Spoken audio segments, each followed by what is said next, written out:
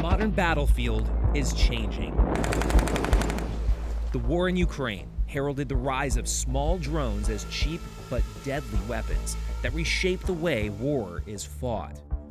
And now, with the advent of AI, weapons that think for themselves are emerging, alongside tools that enable warfighters to make decisions faster than ever. But how long will humans be in control? And can we allow autonomous weapons to decide when or how to take a life? We were invited to the Moroccan desert to witness African Lion 2026, the U.S. military's largest war games in Africa.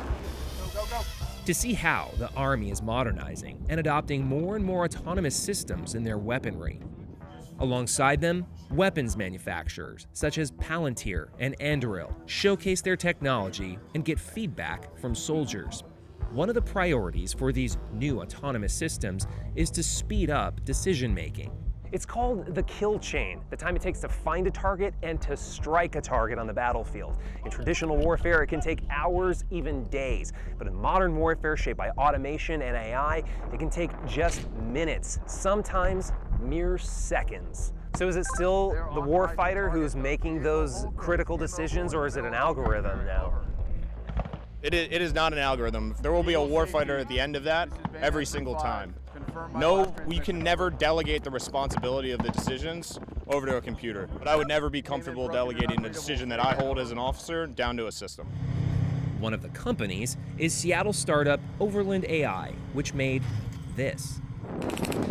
An all-terrain vehicle that drives itself, mounted with weapons and sensors.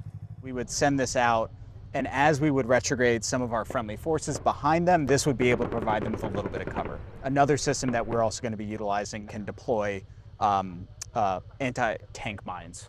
So the idea is that you could sort of shape the terrain to your advantage, allow deny the enemy to be able to maneuver where they would want, so as you retrograde your forces back. So all of these things traditionally would involve actual troops putting their lives in harm's way. Exactly. And now you don't have to do that. You don't have to do that anymore. What's that big red button? So this is sort of what we call the emergency stop. So if something goes wrong, if you see it doing anything unsafe, you can just kind of slam on that button, essentially kills the vehicle, right? What happens if it becomes self-aware?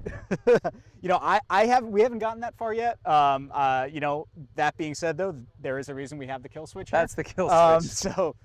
So not something we're concerned about now, but we always have a backup option. What if it learns out how to deactivate the kill switch? I'm not the technical expert, so you're getting a little bit out of my pay scale here. But that's what everybody's thinking, right? Everybody's thinking that these, with general, just with like their ChatGPT on their phones and that kind of thing. Here we're talking about weapons. Yeah. We're talking about really serious hardware. Yeah. And I think as we think of that is as much a policy discussion as it is a technology discussion. Overland AI stressed this particular iteration of their vehicle won't pull the trigger by itself. That's still remotely controlled by a human.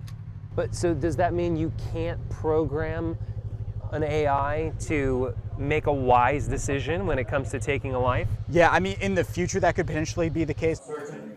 Hundreds of miles away in Agadir, Lieutenant Colonel Ramon Leon Guerrero shows us the Joint Operations Command, an ocean of information from live camera feeds, real-time positions, and other data points, all fed into this AI nerve center to help make decisions faster than before. We took an image, right? For this exercise, it was a building. And so after that, we used AI modeling tools to be able to filter that data. And then we utilized U.S. military assets to engage that building. Wow. So like how quickly was that decision made? So that actual process that we did was in 3 minutes. 3 minutes. And so imagine this was like 5 years ago. How long would it have taken to make that same decision? 2, 3, 4 hours. Wow. So from hours down to minutes. Yes. The Pentagon insists humans remain in the loop when it comes to taking a life. But here in the Sahara Desert, it seems like it may not always be that way.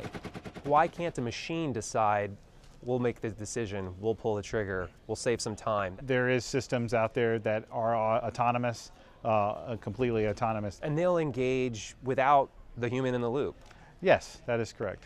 I mean, it could be lethal or non-lethal, yeah. At the highest levels in Washington, lawmakers have been pressing Defense Secretary Pete Hegseth on precisely this question.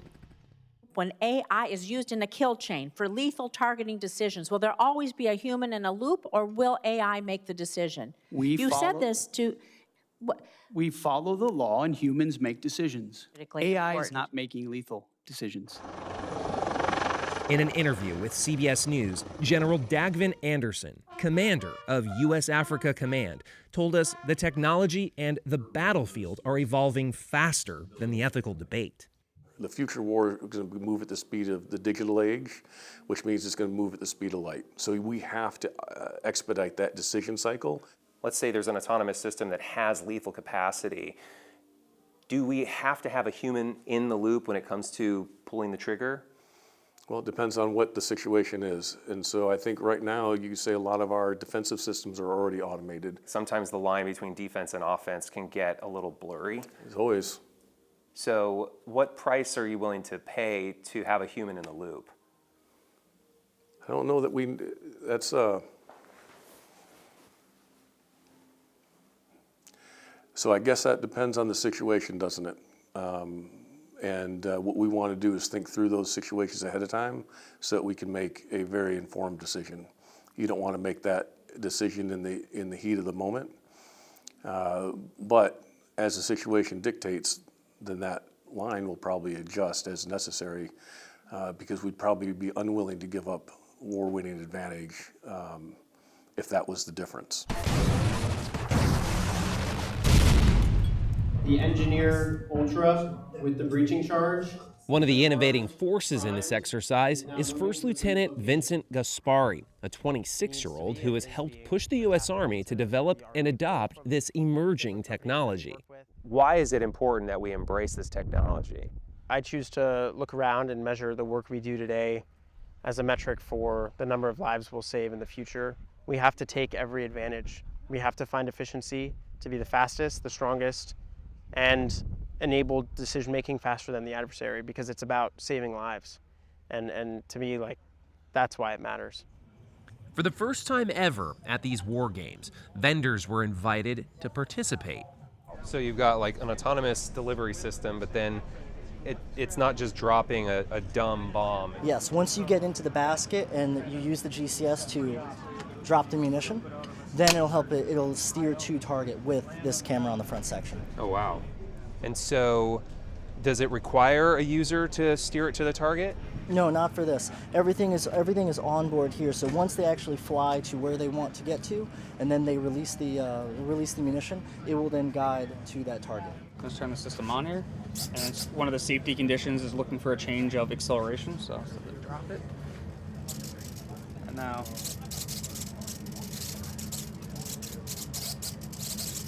So as it drops, it's going to be looking for that target. So in the future, we're looking more for an auto target recognition system.